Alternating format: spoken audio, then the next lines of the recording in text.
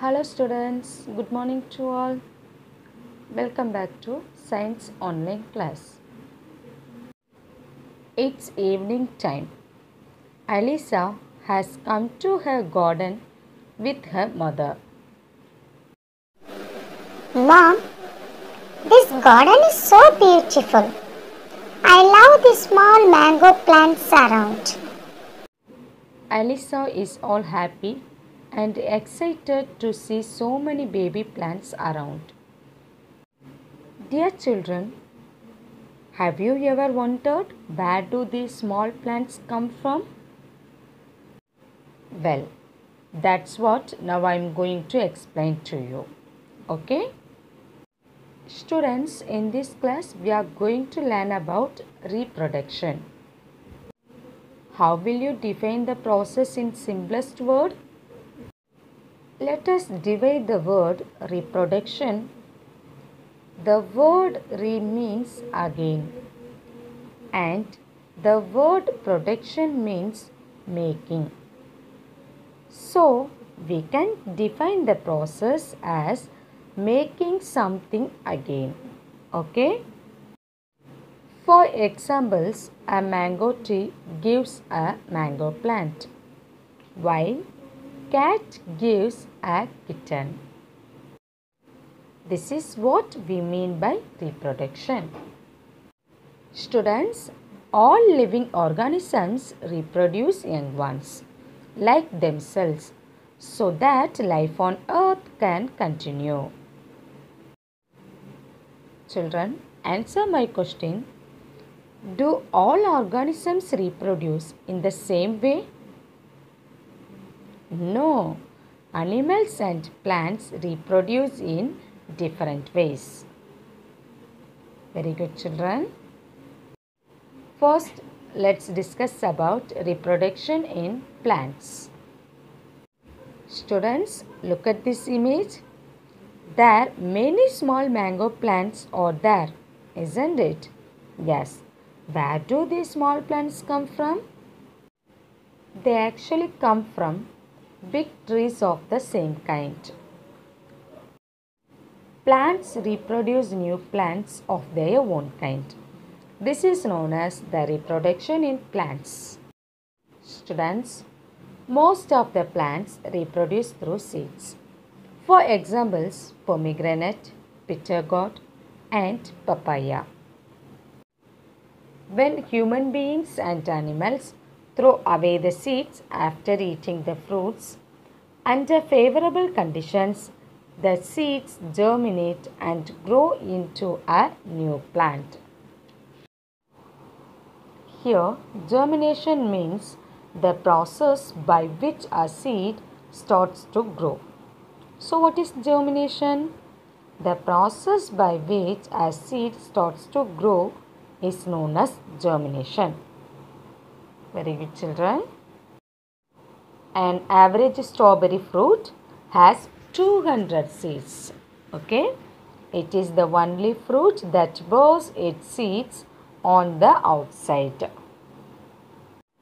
Children, new plants may also be grown from leaves, stems, or roots of the parent plant. This is called as vegetative propagation. Reproduction in plants through stem. Some plants like rose and sugarcane grow from stem cuttings. Some more examples: ginger, potato, and onion grow new plants from their stem. Next, reproduction in plants through roots. Some plants like carrots and turnips produce new plants from their root. Okay, children, now have you understood reproduction in plants? Yes. Now let's discuss about reproduction in animals. Hello friends, now I am going to visit a zoo with my mom.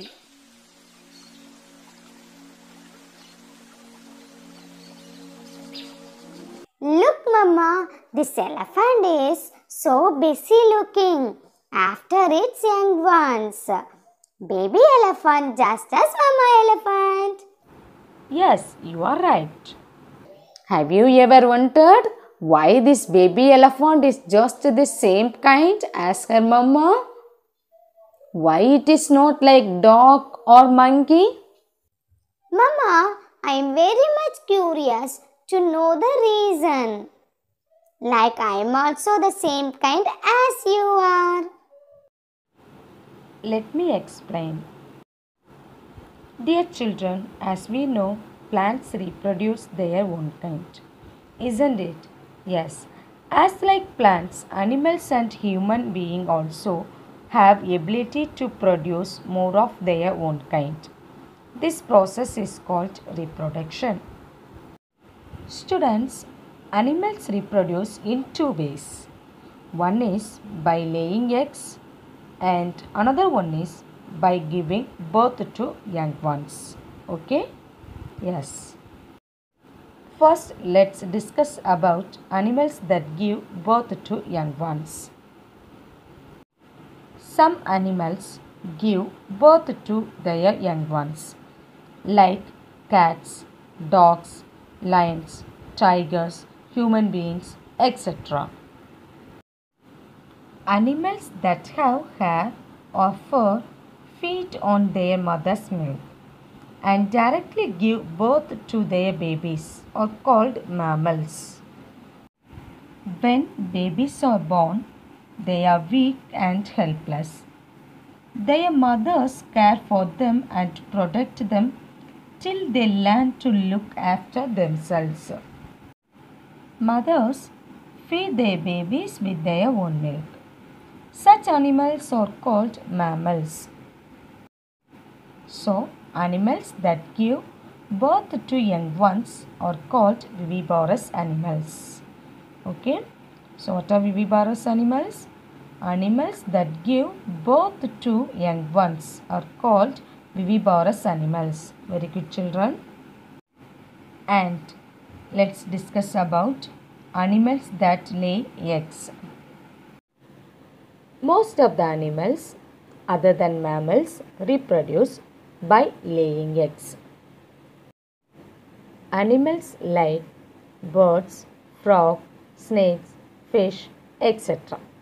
reproduce by laying eggs and the young ones hatch out of the eggs. Such egg-laying animals are called oviparous animals. Okay, children? What are oviparous animals? Egg-laying animals are called oviparous animals. For examples, birds, frogs, snakes, fish, etc. Very good, children. Children, have you understood now? Yes. Okay, now let's recall once again. All living organisms produce young ones like themselves so that life on earth can continue. Reproduction in plants. Most plants reproduce through seeds. For examples, pomegranate. New plants may also be grown from leaves, stems or roots of the parent plant. This is called as vegetative propagation. Plants reproduce through root. Carrots and turnips produce new plants from their root. And plants reproduce through stem. Potato, onion and sugarcane produce new plants from their stem. Next one is reproduction in animals. Animals reproduce in two ways, by laying eggs and by giving birth to young ones. Animals that give birth to young ones. Lions, tigers, cow and human beings, etc. give birth to young ones. These animals are called viviparous animals. Next, animals that lay eggs. In animals such as birds, frog, fish and so on, the mother lays eggs. Such egg-laying animals are called oviparous animals. Okay children, hope you have understood today's topic, reproduction. Children, plant more trees to make the world green. Thank you children. Have a nice day.